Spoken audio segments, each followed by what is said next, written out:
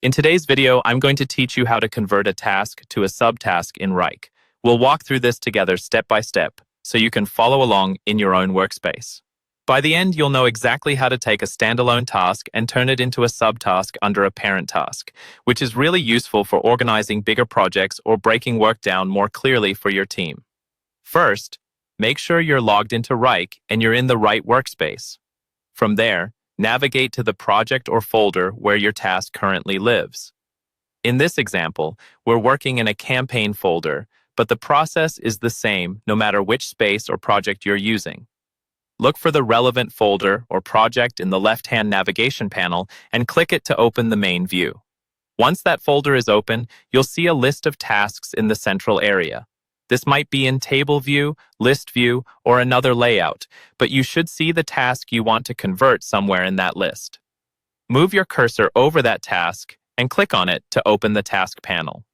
This panel usually slides out or opens on the right side of your screen.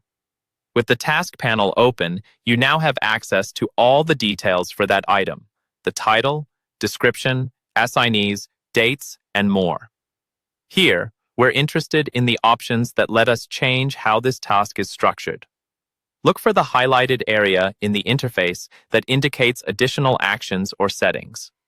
This is often represented by an icon such as 3 dots or a contextual menu near the task title. Click on that highlighted options area to reveal more actions you can take on the task. In the drop-down or menu that appears, you should see different task management options. Among these options, find the one that allows you to change the task's position or relationship, typically something related to adding it under another task or converting it to a subtask. When you click this highlighted option, Wrike will prompt you to choose the parent task that this item should become a subtask of. Select the appropriate parent task from the list, confirm your choice, and Wrike will update the structure. Your original task is now nested as a subtask under the parent, keeping all its details intact but giving your project a much clearer hierarchy.